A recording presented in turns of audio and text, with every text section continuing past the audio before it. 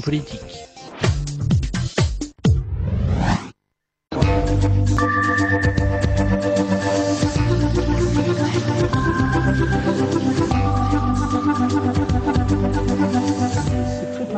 Bienvenue à Bibliothèque Médicis. Le 7 juin 2009 entrera sans doute dans l'histoire de l'Europe. On n'est pas prêt, en effet, de cesser de commenter les résultats nationaux et européens de l'élection européenne. L'abstention record des citoyens européens est un phénomène important.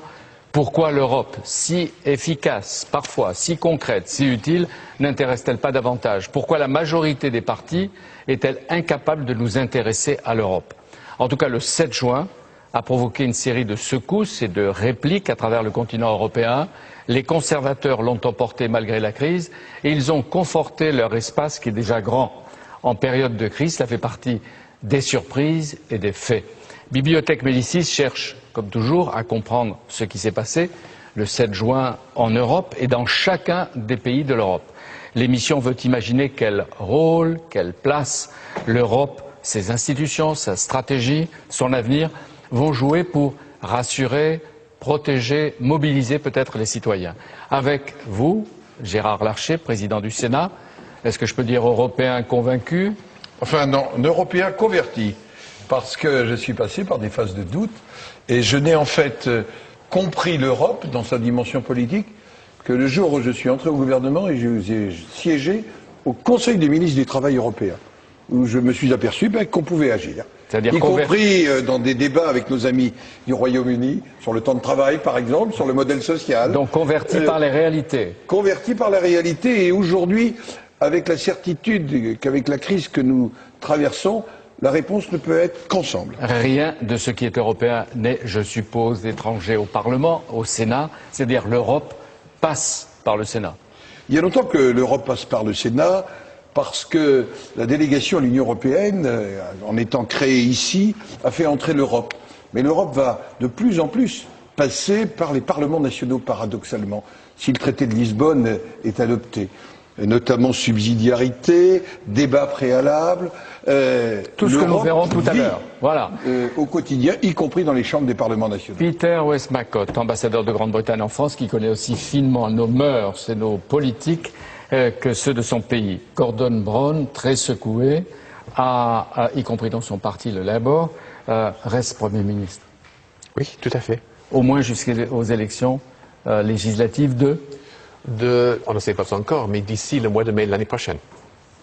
Hubert Védrine, conseiller si longtemps de François Mitterrand, 5 ans ministre des Affaires étrangères de la cohabitation Chirac-Jospin, c'est presque un record, 5 ans, bien sûr, il y avait Maurice Couve de Murville qui était resté 10 ans avec le général de Gaulle, mais 5 ans, c'est long, surtout quand on voit les transformations du monde.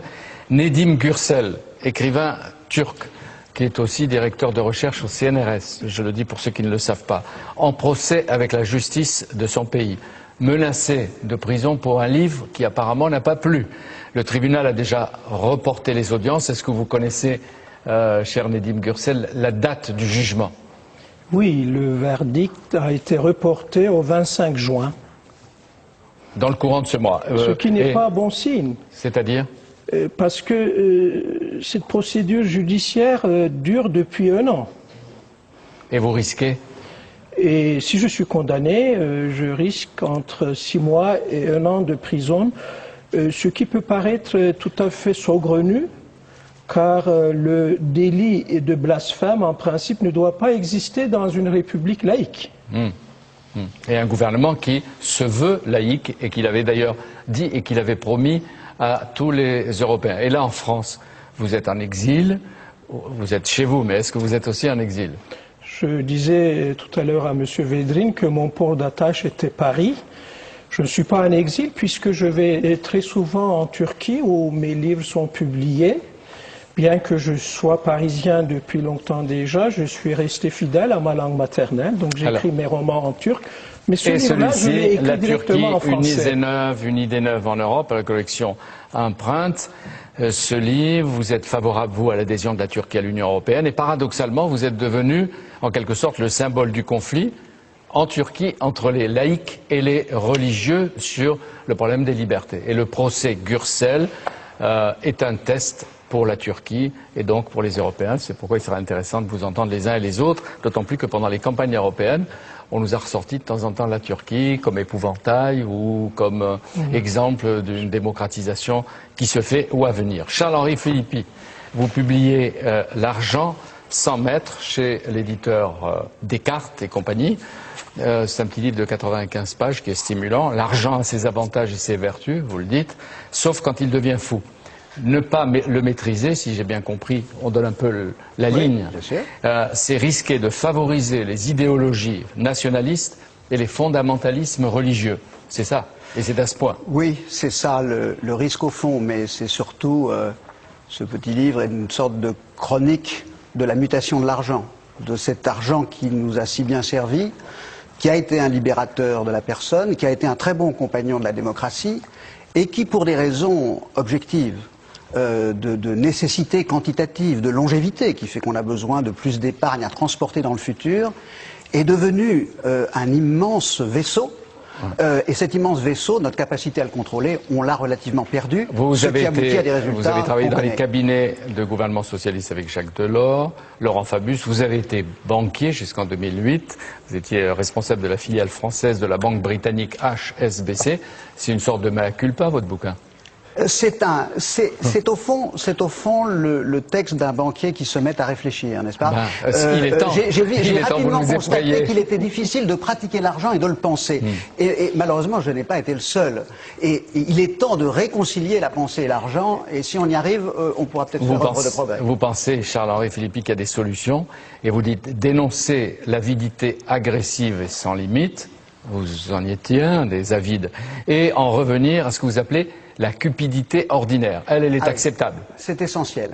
Toute l'histoire de la pensée montre, eh bien, les philosophes des Lumières ont très bien démontré que l'intérêt petit et médiocre des petites gens, accumulés, qui portent à une certaine rationalité, était le meilleur contrepoids à l'arbitraire des princes. Et tant que l'argent est resté modeste et dispersé, il a été ce bon compagnon de la démocratie. Et là où il faut faire attention, c'est quand l'argent se déplace au fond de l'échange et de l'ouverture. Vous reconnaissez que vous y avez contribué. Alors, écoutez, je dois vous dire que... Non, dites-le simplement. Non, je veux dire, très franchement, le système y a évidemment contribué, puisque je le décris. Et vous dites c'est une crise systémique. Mais dans ce système qui a offert un terreau aux vices les plus lourds, eh bien, il y a eu des bons comportements et des moins bons comportements. Et je voudrais plaider pour ma banque. Ma banque dans laquelle j'étais est une de celles qui se sont mieux tirées de la crise parce qu'elle était une des plus honnêtes et une des plus conservatrices. Voilà. C'est pas mal dit. Oui, plaidoyer pro domo. Alors, je ne sais pas s'il est cru. Hubert Védrine, la crise financière, économique. Là, il va falloir que je le fasse taire, si j'ai bien compris.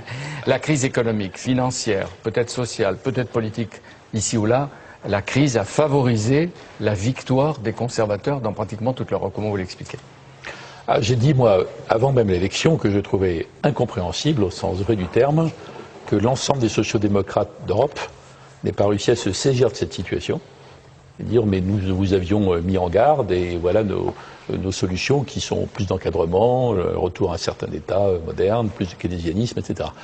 Mais s'ils en ont été incapables, c'est qu'il y a des raisons qu'il faut analyser maintenant. Parce que toute la social-démocratie, toutes les gauches auraient dû être portées par ça. Ça peut être le cas. Est-ce que ça veut dire que les électeurs européens estiment que leurs gouvernants se sont plutôt bien débrouillés pendant la crise pour la gérer et en même temps pour réagir? Non, ça dépend des gouvernements. C'est une prime au gouvernement raisonnable pendant la crise. Non, il y a des gouvernements qui sont sanctionnés par ces élections. Cela dit, je trouve qu'on exagère l'importance générale des élections. Il y a un taux d'abstention qui est le plus élevé, qui progresse d'élection en élection. Il est le plus grand, je crois qu'on est à 59. Mais c'est peut-être la faute des partis, même de vos amis, qui ne savent pas les convaincre. Peut-être, mais les autres aussi. Ou nous convaincre. On exagère la signification d'élections intermédiaires avec un taux d'abstention aussi élevé. Mais sur la question pourquoi la social-démocratie n'a pas pu rebondir alors que c'était fait pour elle, si je puis dire, cette crise, à mon avis, elle est partie trop loin dans l'autre sens. La social-démocratie a mis tellement d'efforts pour se débarrasser des imbécilités communistes et gauchistes qu'elle est partie dans le libéralisme complètement dérégulé. Elle n'a pas réussi à s'arrêter en route par rapport à ça.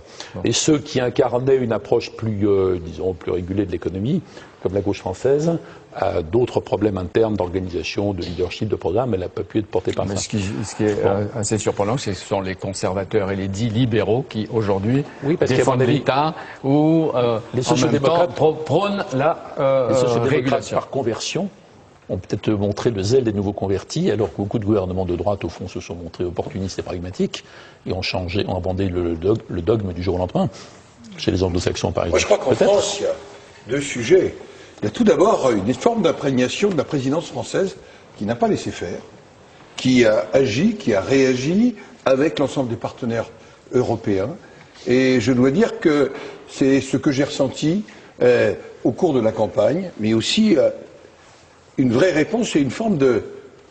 Alors, il faut relativiser, comme le dit Hubert Védrine, mais une forme de confiance dans ce qui avait été conduit. Et puis, le deuxième sujet, qui est quand même fort en France, qui n'est pas qu'un déplacement d'électeurs, c'est la vraie attente du développement durable comme un des éléments de sortie de crise. Je ne cède pas à la mode. Nous sommes en train de préparer le Grenelle 2 ici au Sénat. Nous avons entamé l'examen en commission. Nous voyons bien qu'aujourd'hui, ce sujet, il est approprié par des politiques qui ne l'auraient pas approprié il y a 10 ans, mais qu'il est très approprié par nos concitoyens. Est-ce que vous estimez que l'écologie, le développement durable, la lutte contre le réchauffement climatique, etc., sont des thèmes transfrontières? Tout à fait. Qu'est-ce que nous avons fait à Strasbourg, à la fin de la présidence française? Qui nous? Les deux présidents des chambres françaises. Ah. Le président du Parlement européen, avant qu'il y ait le compromis sur le paquet énergie-climat, nous nous sommes réunis pendant 2 jours. Et croyez-moi, entre la position des Polonais, la position des Français, la position des Tchèques, celle des Italiens, il y avait des vraies différences. Et nous avons essayé de faire converger, et ça donne l'accord de la fin de la présidence française, et un rendez-vous de Copenhague qui est crédible. Donc nous nous sommes aussi appropriés ce sujet. Nous en parlerons. Oui, vous voulez dire, Nedim Gürsel. Je voulais dire tout simplement qu'il y a eu tout de même 2 pays, la Tchéquie et la Grèce, où la gauche a triomphé. C'est peut-être 2 exceptions par rapport au reste de l'Europe, mais je tenais quand même à le dire en tant qu'écrivain qui a plutôt des idées de gauche. Oui, oui, non, mais je c'est très bien. suis déçu par le résultat. Mais ça n'est pas en contradiction ce que nous disions tout à l'heure, c'est que les gouvernements conservateurs, en tout cas de Grèce, ont peut-être mal géré aux yeux des électeurs grecs la crise. Peut-être la question. Donc c'est une prime à celui qui peut, ou qui gère, ou qui peut gérer. De tous côtés, je vous le dis à tous d'ailleurs, et à vous, de tous côtés avec les films Un succès d'Al Gore, de Yann Arthus Bertrand, les documentaires de Nicolas Hulot, de Georges Pernaut, dans Thalassa, les livres, les essais, on a fini par nous croire que la seule solution pour nous sortir de la récession, ça allait être la croissance verte. Vous y pensez? Vous y croyez? Ah oui, oui. Enfin, moi je dis ça depuis des années. Hein, je veux dire, c'est pas un intérêt soudain. On est entré dans une conversion obligatoire de l'économie actuelle prédatrice folle en un développement durable qui n'a de durable que le nom pour le moment. Le slogan n'existe pas encore, la réalité. Ça va prendre 20 ans, à peu près. Énormément de travail politique, d'affrontements politiques, d'incitation fiscale, de percées scientifiques. Bon. Et donc nous sommes obligés de gérer cette métamorphose. Ça a commencé depuis longtemps, hein. Ça va se poursuivre longtemps. Les partis de gouvernement classiques ne peuvent rester dans la course que s'ils intègrent cette dimension. Et la social-démocratie, justement, n'a pas réussi, peut-être contrairement à vous avec le Grenelle, justement, n'a pas réussi à dire nous allons offrir la version crédible, c'est la version social-démocrate et la version solidaire de la transformation à l'écologie. Ils n'ont pas réussi sur ce point. C'est pour ça qu'il y a des écologistes qui sont d'ailleurs pas très importants en chiffres, mais enfin qui leur mordent les mollets, qui sont autour, qui se développent parce qu'il y a une sorte de carence sur ce point. Moi, j'ai aucun doute sur ça. Vous disiez que depuis des années, vous y pensiez. Mais là, on arrive à un moment où on va passer peut-être aux réalités. Et on va voir, presque certainement, qu'on va mettre plus d'écologie, plus de développement durable dans l'économie, dans la politique, partout. Mais l'écologie a échappé aux écologistes, entre-temps. C'est-à-dire que la transformation écologiste, elle est prise en charge par des ingénieurs, par des banquiers, par des scientifiques, par des hommes politiques, par des négociateurs, des diplomates. Ça irrigue toute la société, désormais. Tout. Peter Westmacott. Ça se fait sur 20 ans, 30 ans, c'est pas... Sur ce thème? Je pense que c'est le même point de vue chez nous, c'est-à-dire les Français et les Britanniques, en fait, ils ont fait un très bon travail ensemble à la fin de la présidence française au mois de décembre de l'année dernière. Et je pense que c'est grâce à une coopération très, très efficace, en fait. Pas uniquement entre les Britanniques et les Français, mais on a quand même fait des choses utiles ensemble pour avoir le paquet changement climatique, énergie, pour le Conseil européen du mois de décembre. Il faut maintenant qu'on retravaille là-dessus. Il faut que nous trouvions des manières de sortir de cette crise qui sont durables. Et je pense que c'est une initiative, c'est une priorité absolue pour le gouvernement britannique également que pour l'administration française. D'où l'importance du rendez-vous de Copenhague, Tout à fait. Au mois de décembre. Hubert Védrine, des pays, et je le dis aussi à Gérard Larcher, des pays ont élu des députés de droite dure et d'extrême droite. Certes, ils sont minoritaires, mais est-ce qu'ils ne vont pas droitiser encore le Parlement européen sur les sujets comme l'immigration, le rôle de l'État, la sécurité? Et est-ce que vous estimez, les uns les autres, qu'il y a des risques aujourd'hui, dans tel ou tel pays, peut-être dans certains pays d'Europe de l'Est ou ailleurs, des risques de populisme, de xénophobie, qui peut-être sont apparus à travers la campagne? Gérard Larcher, les 10 députés Front nationaux à l'époque, ça n'a rien changé, Dieu merci. Et je dois dire que ça traduit par contre des angoisses et des interrogations. Je vais prendre l'exemple d'un pays comme la Hongrie que je connais bien, puisque j'ai présidé le groupe d'amitié dès 1990, pendant longtemps ici. Et je connais tous les acteurs de la vie politique hongroise. En fait, le succès de Jobbik, c'est le succès des angoisses, des interrogations, des déceptions des Hongrois qui, naturellement, attendaient d'entrer dans l'Europe, j'allais dire, la mutation du plomb en or. Et peut-être leur a-t-on trop donné à espérer, et en même temps une crise très forte chez eux. Je me suis rendu en Hongrie il y a peu, la crise est forte, et l'angoisse. Et naturellement, la peur conduit à des choix parfois hors de toute raison. Oui, mais donc c'est tel ou tel pays de manière ponctuelle, mais il n'y a pas une menace de développement. Je suis tout à fait de cet avis. C'est à analyser non pas comme une menace, mais comme un symptôme. Oui. Symptôme d'une angoisse, d'une inquiétude qui est tout à fait traitable. En plus, ça n'a rien à voir, ces petits partis-là, ça n'a rien à voir avec le grand bloc conservateur du PPE, ça n'a rien à voir. L'élément nouveau, c'est que peut-être que ce bloc va se scinder si les Britanniques, je ne sais pas, obtiennent la création d'une sorte de groupe conservateur plus eurosceptique. Bon, ça ne change pas l'addition totale des conservateurs au Parlement européen. Enfin, ça, c'est la vie parlementaire normale. Hein. Mais ce que je déplore, c'est que cette angoisse qui est réelle, c'est la candidature de la Turquie qui la cristallise. Vous avez tout à l'heure parlé de la montée du populisme dans certains pays européens, mais la France, malheureusement, est le premier pays européen qui a ce discours de rejet et qui est en train de se replier sur elle-même. On va se concentrer tout à l'heure tranquillement sur la Turquie, et à travers votre exemple et au-delà de votre exemple. Président Larcher, vous représentez les collectivités territoriales. Le président de la République va lancer une réforme des régions, des départements, des intercommunalités, des communes, etc. Est-ce que la place de l'écologie, et vous le sentez, des défenseurs politiques de l'écologie va croître partout et va être essaimée dans le pays? Mais je crois qu'il faudra en tenir compte, même pour les alliances politiques. Comme le disait Hubert Védrine, ce n'est pas une affaire d'alliance politique. Aujourd'hui, un certain nombre de mouvements politiques ont approprié ce sujet parce qu'ils le considèrent comme un sujet majeur. Et le débat que nous avons en préparation du Grenelle 2, je peux vous assurer, il faut aller voir les travaux de la Commission des affaires économiques pour voir l'intensité du débat et la force du débat que l'ancien président de la Commission des affaires économiques n'aurait pas pu imaginer, pour ma part, en 2001, donc il y a 8 ans. La deuxième des choses, c'est que dans la gestion des collectivités territoriales, sur la réforme, ce que nous allons chercher, c'est plus d'efficacité, plus de compétitivité et plus de démocratie dans la gouvernance de nos collectivités territoriales. Plus de compétitivité, plus d'efficacité, ça rejoint aussi la question de la durabilité. Encore une question. C'est vraiment un des objectifs que nous Encore devons. une question au président du Sénat, Gérard Larcher. Les résultats du 7 juin, est-ce qu'ils vont affaiblir les 21 présidents socialistes de région, d'après ce que vous sentez? Il ne faut pas tout mélanger. Ils sont élus, il y aura un rendez-vous politique en 2010. Il y a naturellement des conséquences toujours des élections intermédiaires. Je ne les exagère pas moi non plus comme effet. Naturellement, vous dire, moi qui appartiens à la majorité, c'est pour le président de la République quand même un signal en direction de l'action de réforme qu'il conduit et de la gestion de la crise et en même temps de sa vision d'une Europe dans laquelle nous devons être pragmatiques. Parce que moi je suis quand même interpellé par le fait que 55% de nos concitoyens ne sont pas déplacés pour voter. On a une responsabilité tous. Souvent, l'Europe a été le bouc émissaire de nos faiblesses.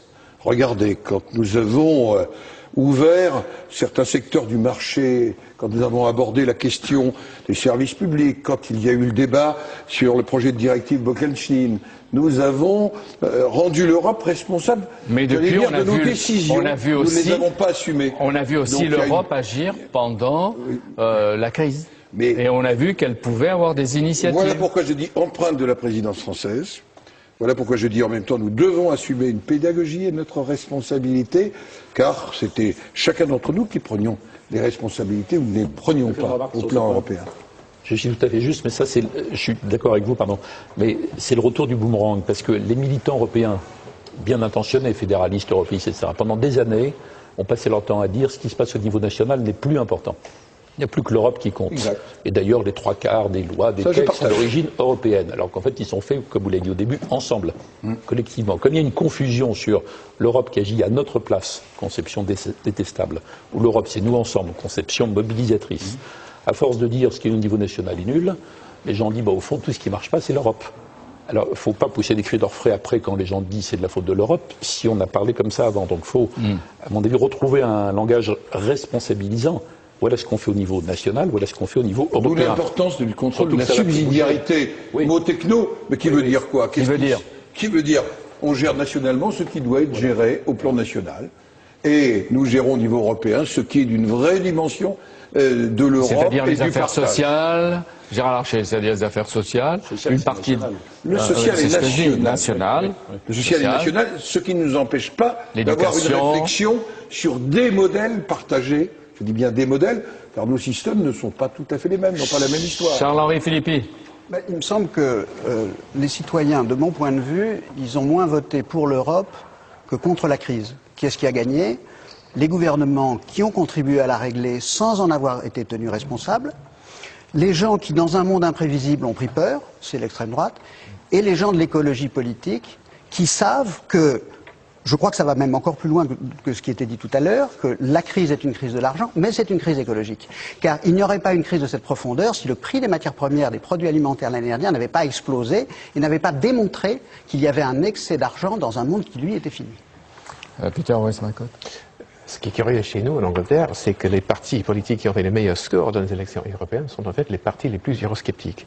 Ça, c'est quand même quelque chose qu'il faut réfléchir beaucoup là-dessus. Les conservateurs qui ont fait position. Voilà, les conservateurs, ils ont fait un score de 28% sur une plateforme assez eurosceptique. Et puis deuxième parti politique, c'est les UKIP, United Kingdom Independence Party. Personne ne le connaît, enfin très peu, à l'extérieur du Royaume-Uni. Et troisième place, c'était pour les travaillistes, l'administration de Gordon Brown. Et ça, ça complique les choses et ça montre que l'opinion publique reste quand même s'ils sont prêts à voter, pas beaucoup plus nombreux en fait qu'ici en France, ils sont prêts à voter dans les élections européennes, ils votent de manière eurosceptique parce qu'ils restent quand même assez méfiants des institutions européennes, malheureusement. Est-ce que ça veut dire que la plupart des dirigeants européens qui s'entendent bien avec Gordon Brown ont tout intérêt à le protéger ou à l'aider autant qu'ils le peuvent? Écoutez, c'est eux de faire la réflexion qu'ils veulent. Bien sûr. Mais je pense qu'il y en a parce que certains sinon, David Cameron, le leader des conservateurs, nous a promis un référendum sur l'Europe. Alors là, si le traité de Lisbonne n'est pas encore ratifié, par les Irlandais. Enfin, pas tout le monde, parce que même les Allemands n'ont pas encore ratifié. Mais ça passe d'abord par les Irlandais aussi. Ça passe surtout par les Irlandais, et puis les Tchèques, les Polonais, d'autres États membres, ils n'ont pas ratifié. Mais si le traité est ratifié, je pense qu'il n'y aura pas de référendum. Mais sinon, c'est vrai, comme vous dites, Jean-Pierre. Est-ce qu'on peut vous demander ce que vous pensez de ce qui se passe? On va voir vite quelques pays. En Italie, Silvio Berlusconi maintient un large avantage, une large majorité. On se demande d'ailleurs comment il fait.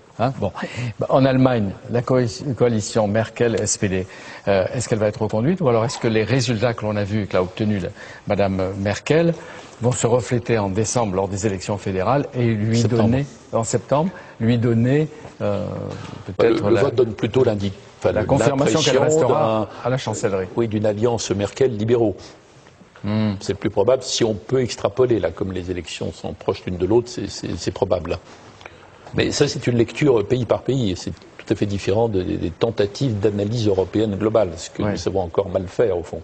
On peut avoir un jugement presque à la fois globale et pays par pays, puisqu'il y a des relations aux différents niveaux, comme vous le disiez, au niveau national et au niveau européen. Alors parlons un peu de la Grande-Bretagne. Qu'est-ce qui explique, si on peut être franc et vous l'êtes toujours, la dégradation et le déclin des travaillistes? Vous savez, je pense que les électeurs au Royaume-Uni, après 10 ans, ils estiment que les administrations s'usent. Il est temps de donner aux autres la possibilité de gérer le pays. C'est pas uniquement britannique, mais vous savez, finalement, même si nous avons changé de Premier ministre il y a 2 ans, les travaillistes sont au pouvoir depuis presque 12 ans maintenant. Oui, mais c'est terrible quand même. Et les Britanniques, ils sont comme ça. Pour Gordon Brown, qui a été grand chancelier de l'échiquier pendant 10 ans, qui rêvait de la place d'à côté, il était 11, il rêvait d'entrer au 10, Downing Street. Il y arrive 2 ans après, et vous dites qu'il faut le mettre dans la globalité des 12 ans, et puis peut-être le remercier comme les conservateurs avaient remercié Mme Thatcher au bout de 11 ans. Oui, mais souvenez-vous tout de même qu'il y a quelques mois, il n'y a que quelques mois, tout le monde disait, ben voilà, heureusement qu'il y a Gordon qui est là avec Nicolas Sarkozy, qui a quand même des idées pour essayer de sortir l'Europe et même le monde, l'économie mondiale, de cette crise. Plus récemment, il y a eu d'autres difficultés. Il était quand même en plus le président d'un sommet G20 très réussi au début du mois d'avril. Mais je pense que ce qui a eu lieu en Angleterre, c'est non seulement que les électeurs commencent à se dire il est temps de changer un peu, mais nous avons eu quelques histoires politiques internes, c'est-à-dire cette histoire de notes de frais. Des députés, des ministres, pour des sommes modiques, pour des sommes assez minimes, justement. Et puis il y a des histoires de conseillers techniques et politiques qui ont apparemment envoyé des mails pas très gentil vis-à-vis de la vie privée d'autres parlementaires. Vous voyez, tout ça, ça contribue à une atmosphère de déception sur les mœurs politiques. Et chaque fois que ça arrive, l'opinion publique en Angleterre commence à se dire, ben écoute, ras-le-bol, il faut les changer, il faut donner aux autres la possibilité de gérer le pays. C'est l'usure du temps, quand même. C'est l'élément principal. C'est l'usure du temps. Oui, mais en même temps, il est là que depuis 2 ans, lui, Gordon Brown. Oui, c'est vrai, mais pour les Britanniques, vous savez, ça fait quand même 12 ans de travailliste. Mais il est intervenu pendant la crise, il s'est pas mal débrouillé, c'est moi qui vais défendre Gordon Brown, il s'est pas mal débrouillé, il a nationalisé les banques boiteuses pendant un moment, il a eu des initiatives que les autres Européens ont retenues, et les Anglais retiennent surtout le problème des notes de frais et l'usure. Ou peut-être aussi le fait que, alors que Tony Blair avait un charisme assez extraordinaire, on reproche, j'ose pas dire à M. Gordon Brown d'avoir un peu un air de chien battu ou de vivre la fatalité et les déboires sur lui-même. C'est injuste. Je pense que les circonstances économiques et politiques sont extrêmement difficiles pour tous les leaders politiques dans tous nos pays. Il en souffre, comme n'importe qui aurait souffert. Si Tony Blair était toujours là, je pense que même lui aurait eu du mal à s'en sortir sans une certaine difficulté politique. C'est vrai que toute l'Europe avait trouvé que la séquence qui allait de novembre, en gros, jusqu'au G20 de Londres, avec Gordon Brown, avec Nicolas Sarkozy aussi, était bonne. C'était la meilleure partie de la réaction européenne à la crise. Bon, les électeurs, ils font ce qu'ils veulent. Hein. Ah bah ouais. Ce sont des Britanniques qui avaient voté contre Churchill, quand même, après la guerre. Oui. Je compare pas. Les électeurs font ce qu'ils veulent. Et les Français contre De Gaulle en 46. Oui, en 46. En 46. Gérard Larcher, vous voulez intervenir là. Un mot quand même. Les périodes de crise dans un certain nombre de nos pays démocratiques sont toujours des périodes qui voient, au travers du populisme aussi, se développer l'antiparlementarisme. Quand on prend la décennie des années 30, on voit bien en France, et c'est notamment la Chambre des députés, comme on dit à l'époque, qui devient le lieu, en quelque sorte, bouc émissaire d'un certain nombre de frustrations et d'interrogations. Alors il peut y avoir des phénomènes qui se jouent ici ou là, mais souvent c'est une réaction qui se fait contre les parlements dans les moments de crise. C'est pour ça qu'il faut être très attention, faire très attention, parce qu'au fond, il n'y a pas de démocratie sans parlement.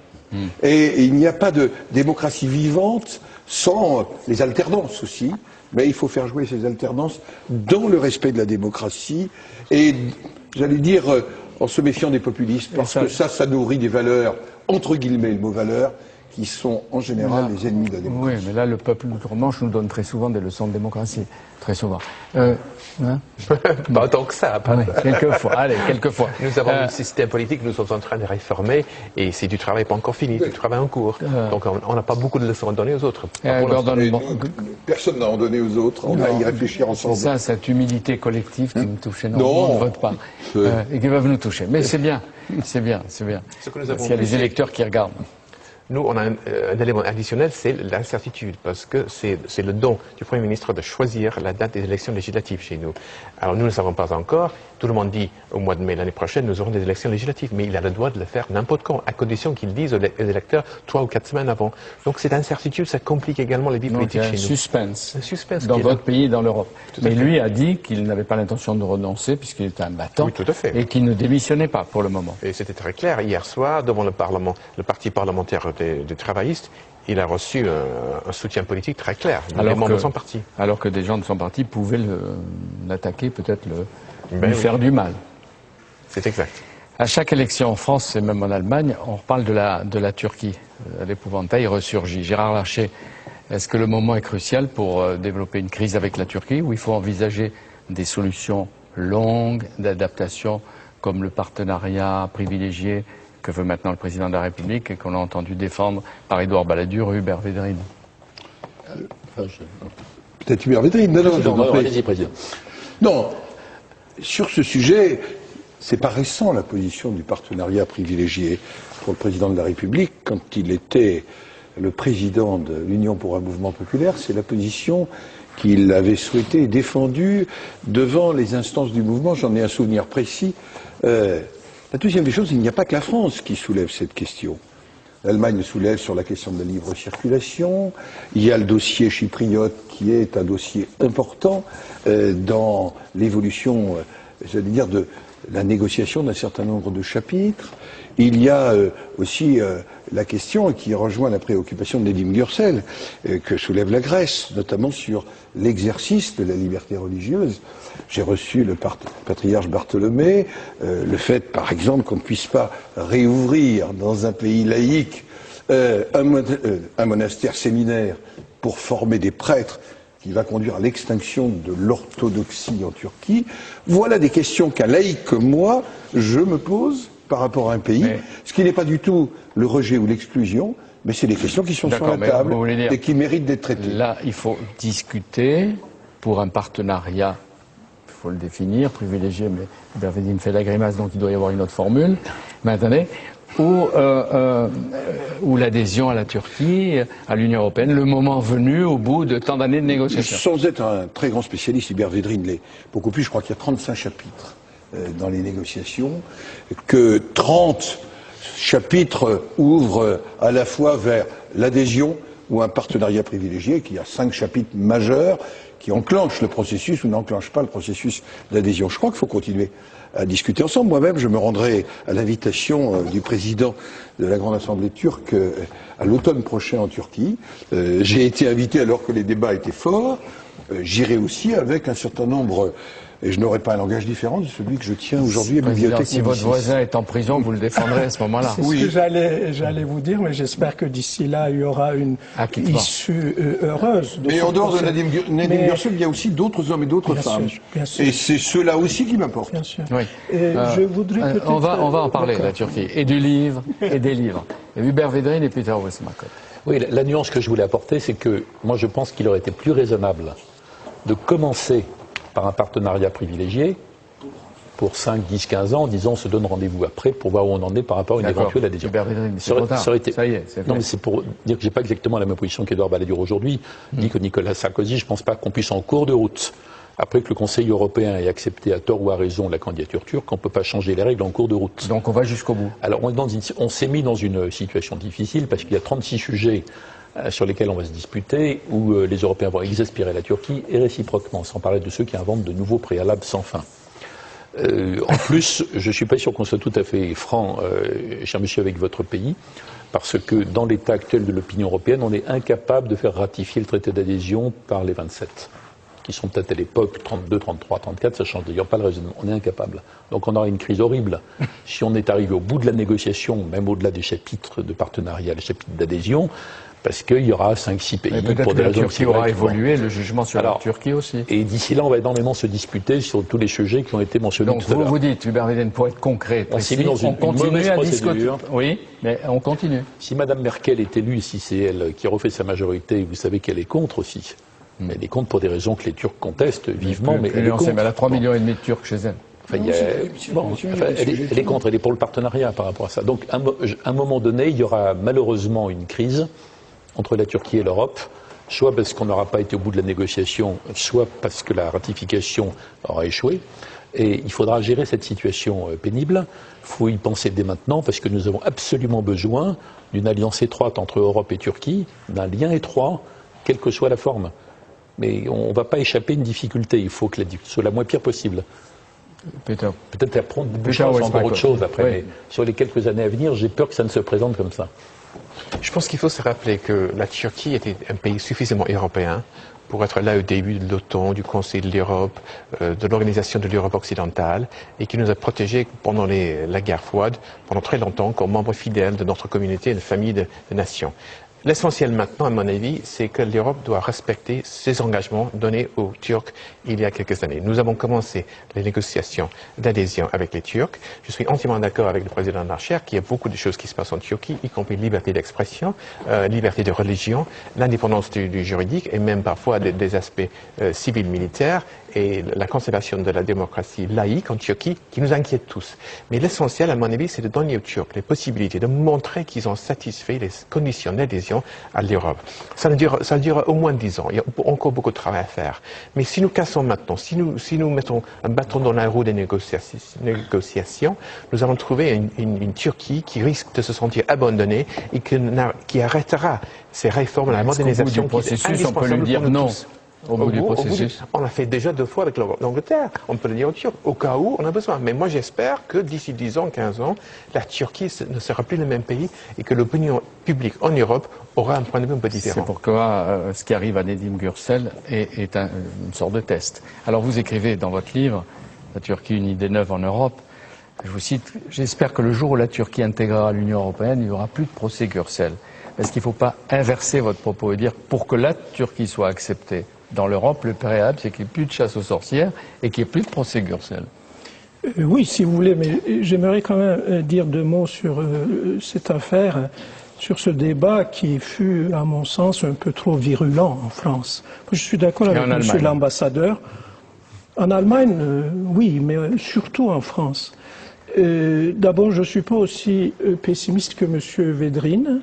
Moi, je suis un fervent partisan de l'intégration de mon pays dans l'Union européenne. Il y a des problèmes. Le partenariat privilégié, on ne sait pas ce que ça veut dire au juste, étant donné qu'il y a déjà un accord douanier depuis 1995. Et puis, du point de vue des Turcs, c'est quand même un peu humiliant d'être considéré de cette manière. Chaque fois que M. Sarkozy prend la parole pour parler de la Turquie, cela est ressenti comme une sorte de gifle. Et je pense que vous avez tout à l'heure prononcé le mot épouvantail. Moi, qui a été accueilli en France à une époque difficile de ma vie, donc je me permets de critiquer la France sur ce plan, parce que j'aime la France, eh bien, il faut peut-être un discours un peu moins arrogant de la part des responsables politiques. Je voulais d'abord dire ceci. Maintenant, c'est vrai que le processus de négociation d'adhésion est en cours. La Turquie n'est pas prête. Le jour où la Turquie va respecter les valeurs fondamentales de l'Union européenne, y compris la liberté d'expression, le droit des minorités, les droits humains, pourquoi est-ce qu'un pays musulman respectant les valeurs fondamentales de l'Europe n'en ferait pas partie intégralement? Mais il faut qu'elle fasse ses preuves. Et, voilà. Et il y a l'affaire Gürsel. Turquie, oui, dans la Turquie, oui, mais aujourd'hui. Monsieur ne répond pas à ma réflexion, qui est une réflexion fondée sur le respect de la Turquie, sur la question de la ratification. On n'est pas sûr aujourd'hui, on peut... Mais de toute façon, on ne posera pas la question aujourd'hui. On la posera dans des années. Monsieur Védrine, par exemple, le président Sarkozy dit que la majorité des pays européens sont contre. Ce n'est pas vrai. La majorité des pays européens sont pour. J'ai pas dit ça. Pas vous. Dans le stade actuel, et peut-être même dans 5 ans, on n'a pas l'unanimité des pays pour ratifier le traité. Donc on a des crises à répétition par rapport à ça. Monsieur Gürsel, pourquoi ce procès? qui n'est pas vos premiers démêlés avec la justice turque. Pourquoi? Oui. Vous publiez un livre qui sera publié en France, Les filles d'Allah, publié par Le Seuil en octobre, et vous êtes poursuivi pour incitation à la haine raciale et religieuse, pour des mots insultants à l'égard du prophète et du Coran. Est-ce que ça veut dire que dans la Turquie d'aujourd'hui, on ne peut ni critiquer la religion, ni s'interroger sur la foi? Écoutez, moi, j'espère que c'est un accident de parcours, ce procès, mais vous avez raison de relever cette question. Malheureusement, il y a actuellement une dérive de la Turquie parce qu'il y a ce rejet de la part de l'Europe, parce qu'il y a de plus en plus de gens maintenant en Turquie qui sont contre l'intégration de la Turquie dans l'Europe et qui voudraient peut-être qu'une vraie démocratie en Turquie n'existe pas. Donc, s'il y a cette dérive vers un régime autoritaire, est-ce que ce serait une bonne chose pour l'Europe d'avoir comme voisin ou comme partenaire privilégié un pays qui n'aurait pas les mêmes valeurs? Non, mais essayons de voir à travers votre propre cas. Pour le livre, Les filles d'Allah, c'est la direction des affaires religieuses qui vous accuse de blasphème. Elle dépend de qui? Du Premier ministre. C'est une instance gouvernementale sous l'autorité du Premier ministre et cela m'a surpris. Je peux même dire que cela m'a mis en colère. D'abord parce que dans un procès, l'État ne doit pas être partie prenante. Et puis, cela aussi a surpris en Turquie plus d'un. Donc la Turquie a des problèmes avec ses tabous. Et vous avez la adressé, religion en fait partie. Vous avez adressé une lettre ouverte au Premier ministre turc. Exact. Vous avez dit je l'ai lu, au Premier ministre de la République laïque de Turquie. Oui, je me suis permis d'écrire cette lettre ouverte au Premier ministre, M. Erdogan, car la direction des affaires religieuses se trouve sous son autorité. Je n'ai pas eu de réponse à ma lettre et le fait qu'une instance, encore une fois, gouvernementale, rédige un rapport qui accuse un écrivain de blasphème dans une république laïque ne me paraît pas du tout conforme au principe de la laïcité. Dans la lettre, vous lui dites qu'il a affirmé pour assurer les Européens, la Turquie n'est plus un pays qui juge ses écrivains. Il l'a dit. Il l'a dit lors d'un discours. Eh bien, c'est un démenti, malheureusement, mon procès, donc là, parce qu'il a prononcé. Il faut cette évolution pour que la Turquie laïque respecte la laïcité, que les religieux, les fondamentalistes religieux ne prennent pas le pas sur les laïcs, c'est ça? Tout à fait. Mais le jour où la Turquie sera prête, pourquoi ne pas lui dire oui, comme ça a été le cas avec les pays balkaniques, et notamment la Bulgarie et la Roumanie. Il y aurait beaucoup à dire encore sur vos livres. Il y en a un que vous avez publié en 2004, Au pays des poissons captifs. Et vous écrivez, quand j'ai renoncé à sauver la nation, j'ai cru pouvoir sauver le monde. Quand j'ai renoncé à sauver la nation, j'ai cru pouvoir sauver la littérature. Je sais maintenant, et fort heureusement, que je suis incapable de me sauver moi-même. Oui, ça c'est l'évolution typique de la discussion. Oui. C'est l'évolution typique d'un écrivain, disons, qui a été aussi militant, marxiste. Car quand j'ai commencé à écrire mes premiers livres, nous voulions non seulement sauver la Turquie, mais le monde, en écrivant des livres, ce qui était une forme d'engagement un peu quand même anachronique. Et maintenant, peut-être qu'on écrit pour sauver soi-même, et ça suffit. Comment vous vivez à Paris? Comment vous vivez? Très bien, j'aime beaucoup Paris. J'en ai souvent parlé dans mes livres, bien que la ville d'Istanbul soit un thème redondant aussi dans mes livres. Et je dirais quand même une chose. Pour mon premier livre, Un long été à Istanbul, j'ai été jugé par un tribunal militaire après le coup d'État du 12 septembre 1980. J'avais 20 ans. Donc, malheureusement, dans l'histoire récente de la Turquie, il y a eu ces coups d'État militaires. Mais en même temps, aujourd'hui, la Turquie a progressé, notamment dans le domaine de la liberté d'expression, même s'il reste encore des choses à faire. Et c'est cela qu'il faut aussi voir du point de vue de l'Europe, que la Turquie va dans le sens du progrès. C'est pour ça que vous êtes relativement optimiste et confiant. Je suis relativement Mais dans le optimiste. livre que j'ai déjà cité, vous écrivez « Ce mot liberté, je l'écris en français, car je le dois à la France qui m'a accueilli, quand à minuit sur des tanks, les loups pénétraient dans ma ville bien-aimée. » Et comment on dit liberté, que vous signerez peut-être un jour, ou vous direz peut-être en turc? Özgürlük. On va essayer de tous l'apprendre. Özgürlük. Özgürlük. Là, voilà, Özgürlük, on peut le dire. Hein, voilà. L'argent sans maître. Je disais tout à l'heure 95 pages stimulantes. Dans quelques moments, après votre intervention, nous allons voir avec Gérard Larcher, Peter Westmacott et Hubert Védrine quel type de gouvernance économique on peut avoir de l'Europe, comment sortir de la crise, qu'est-ce qu'on peut imaginer après ces élections européennes. D'abord, vous dites que l'argent était un outil de libération personnelle et de progrès, qu'il a même fait bouger les sociétés, mais que ça n'a pas duré. Absolument. Un exemple concret. Au XVIIIe siècle, on invente les intérêts composés. Et on arrive, grâce à l'argent, à se déplacer dans l'avenir. On peut dire, je prends une somme d'argent aujourd'hui, et je sais calculer, sur la base d'un taux d'intérêt, combien elle vaudra dans 20 ans. Enfin, l'argent vous permet tout simplement de faire ce que nul autre objet vous permet de faire, vous projeter réellement dans l'avenir.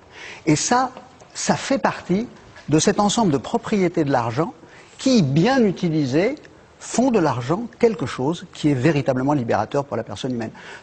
C'est ça la réflexion qu'il faut avoir. Pour comprendre pourquoi l'argent va mal, il faut comprendre comment il est bien, si j'ose dire. Et je pense qu'on raisonnait sur la gauche tout à l'heure, et je pense que le problème de la gauche, c'est qu'elle n'a pas voulu voir l'argent, tout simplement. Pour comprendre comment contrôler l'argent, il faut accepter l'utilité de l'argent dans une société. Et si on part de là, on peut arriver à quelque chose. Et c'est pas vrai que pour l'argent. Ouais, c'est vrai aussi pour l'argent. Oui, le seul problème, c'est que l'argent, on en a peur. Et alors, ce qui s'est décidé avec les G20, etc., à l'initiative de la France, suivi par Gordon Brown, par Merkel, est-ce que ce sont des signes intéressants, positifs, puisqu'il va y avoir d'autres réunions du G20? Le G20, c'est bien parce qu'on est 20, et c'est faible parce qu'on est 20. C'est ça le grand problème auquel on fait face. Mais c'est déjà un progrès parce qu'on est 20 et pas 8. On a mis autour de la table tous les pays qui représentent 90% du PIB mondial et qui essayent de se mettre d'accord sur une gouvernance coordonnée. Ça, c'est formidable.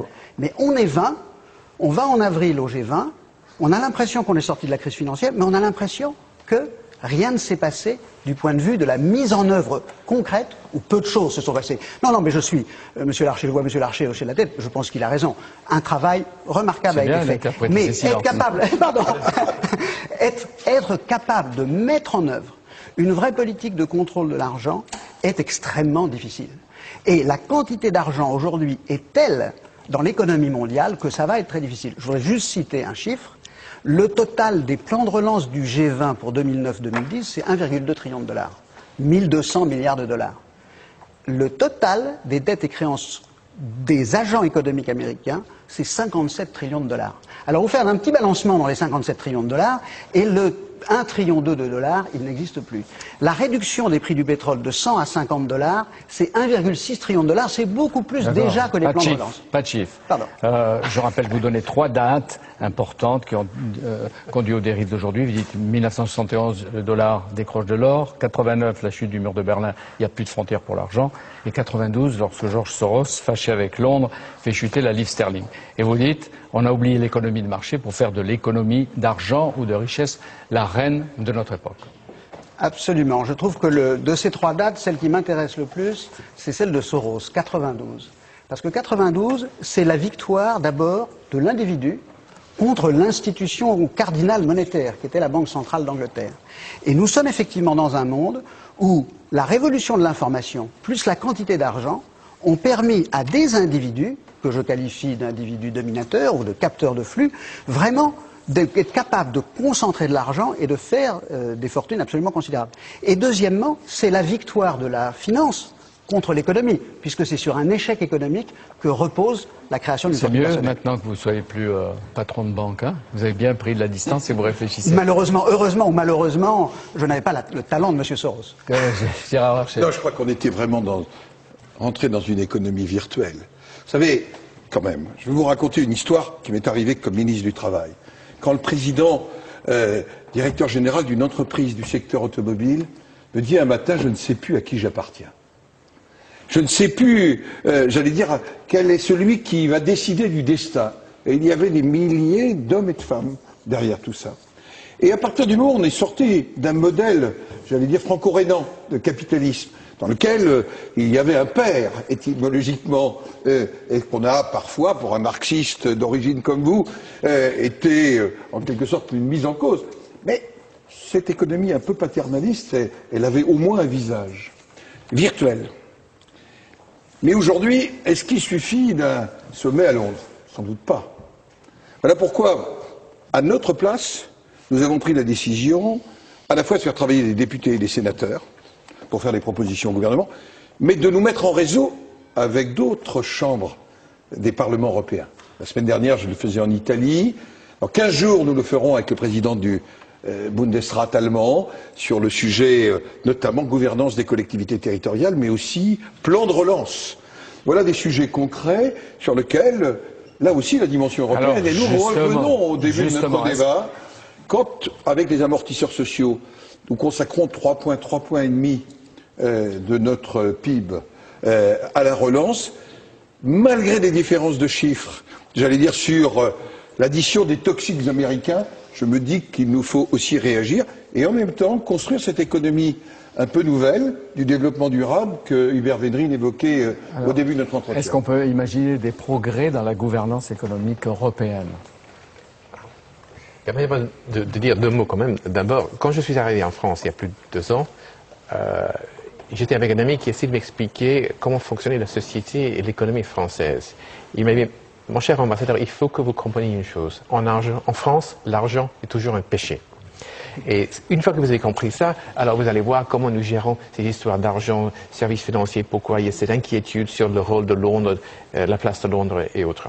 Alors, on reproche en même temps les Britanniques d'être un peu dans le sens contraire, c'est-à-dire un peu trop absorbés par, passionnés par, intéressés par les histoires de finances et la possibilité de gagner de l'argent même si les économies ne fonctionnent pas très bien. Ce qu'il faut trouver maintenant, c'est un équilibre qui n'est pas trop loin de ce que dit le président de la République, à mon avis. C'est un capitalisme qui est plutôt lié à l'entreprise et un peu moins basé sur la spéculation. On est tous d'accord là-dessus. C'est un peu ça l'esprit de G20 qu'on a fait à Londres, le sommet de Londres. Il va y avoir encore un sommet à Pittsburgh au mois de septembre.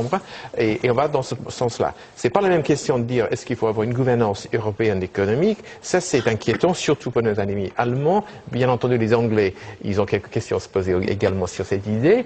Mais je pense que l'essentiel, c'est que nous fassions une opération coordonnée de reprise et de sortie de cette crise, mais pas du tout les uns avec des politiques tout à fait séparées des autres. C'est-à-dire des plans, même des plans, ce qui est demandé de relance européenne. Il faut une politique industrielle. Moi, je voudrais dire que ça fait maintenant plus d'une quinzaine d'années que les Européens les dirigeants européens, les élites européennes se consacrent exclusivement au traité, le traité suivant, la négociation institutionnelle, les pouvoirs des uns et des autres. Plus tous les débats internes, plus ou moins hystériques, sur les questions d'élargissement. Bon, c'est une sorte d'introversion qui a lassé l'électorat, complètement.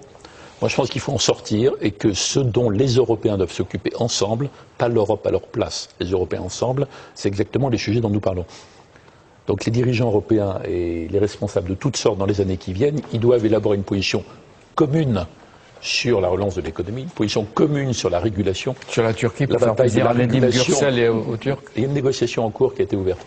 Sur la régulation, la bataille de la régulation ne fait que commencer, dans le sens d'observation faite par Charles-Henri. Mais la France a obtenu déjà certains résultats avec les paradis fiscaux. Oui, personne n'y pensait. Bien sûr, c'est important. Mais c'est une longue bataille. Le G20, c'est extrêmement important que ça existe. Ça veut dire que le G7 n'a plus la légitimité à lui tout seul de tout régenter, et encore moins 2 ou 3 grands occidentaux comme après les guerres mondiales. Bon, il faut avoir une position commune des Européens sur la Russie à long terme, sur la Chine à long terme, sur tous les sujets à long terme. C'est par le haut qu'on va reconstituer un sens à cet instrument européen, cette aventure, cette démarche. Et c'est là où les Européens qui se demandent tous comment on fait pour bénéficier des avantages de la mondialisation tout en se protégeant de ses inconvénients, C'est là où les Européens collectivement diront mais tout ce système qui est une sorte d'usine à gaz, finalement ça sert à quelque chose, ça a un sens. Mais dans toutes les crises, donc, tous les sujets dont on a parlé, économiques, financières, bon, ça et en même temps les élections dans passées, les crises, une convergence. Dans les crises Donc, du Proche-Orient, à propos de l'Iran, à propos de là, la Palestine.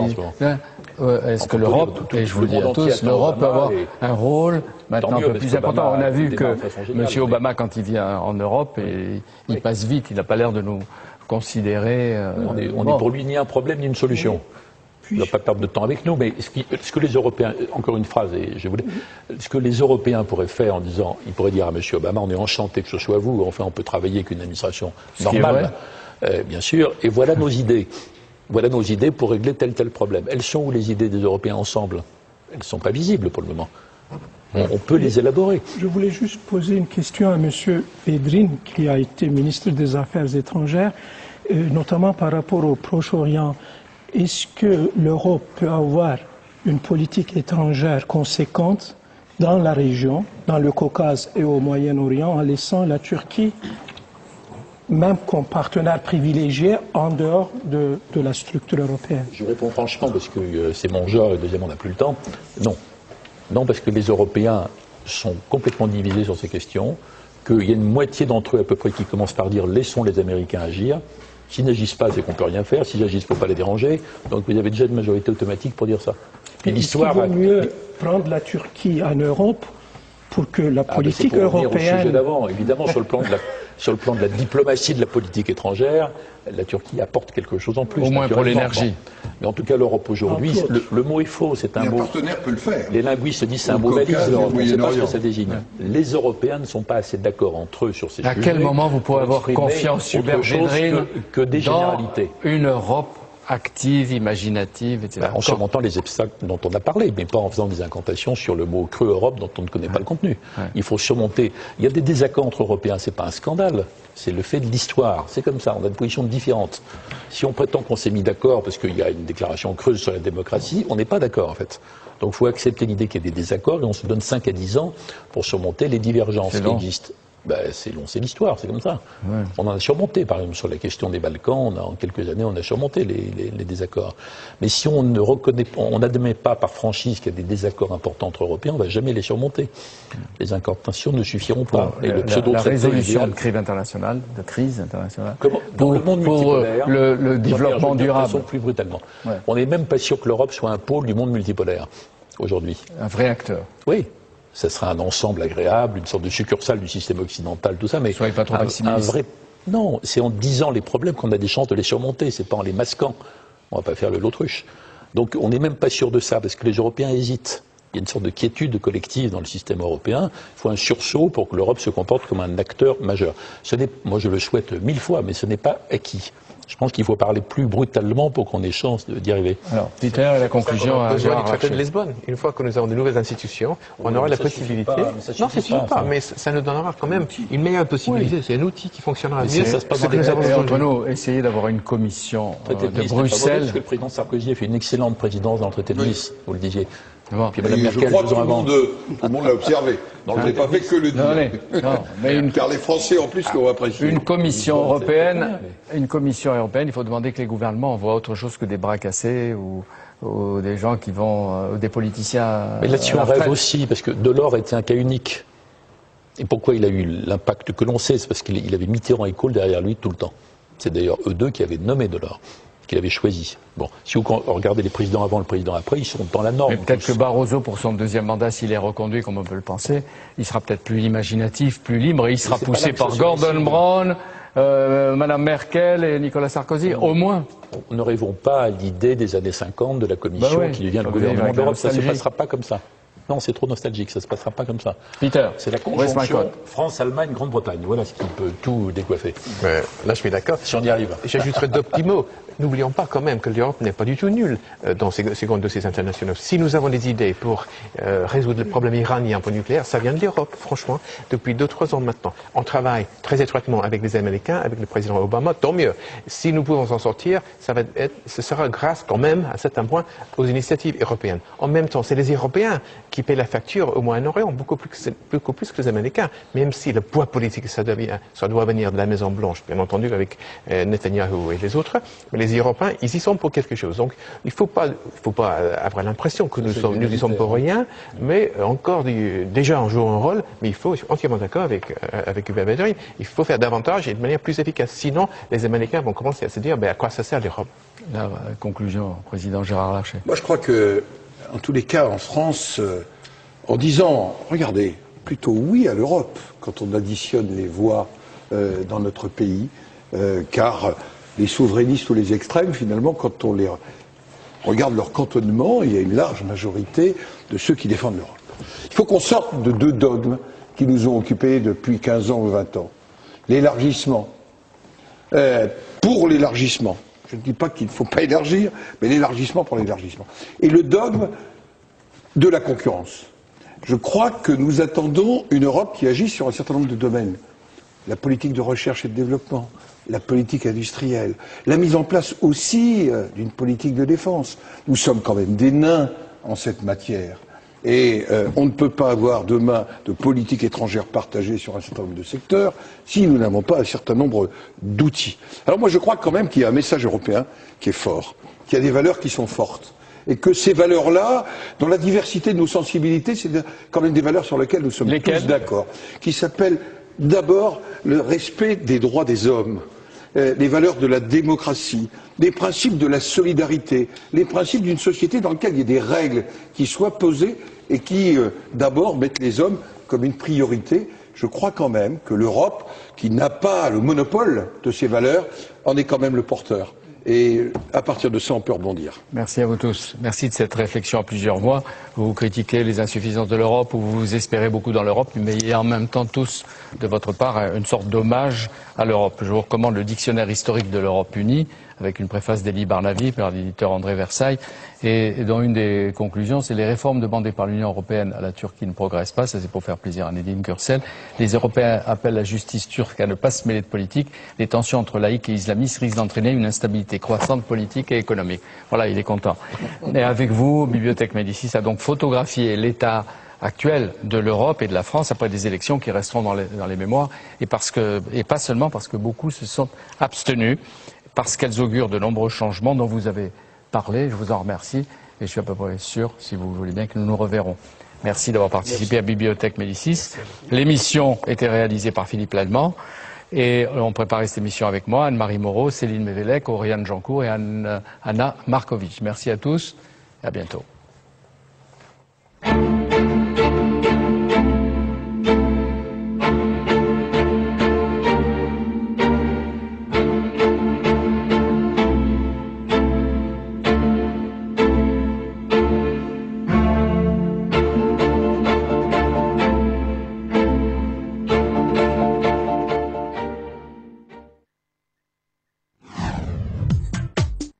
De Paris à la banlieue, la route peut être longue. Le réalisateur François Rabaté a suivi un historien et un économiste qui se rendent à Villiers-le-Bel en métro et RER.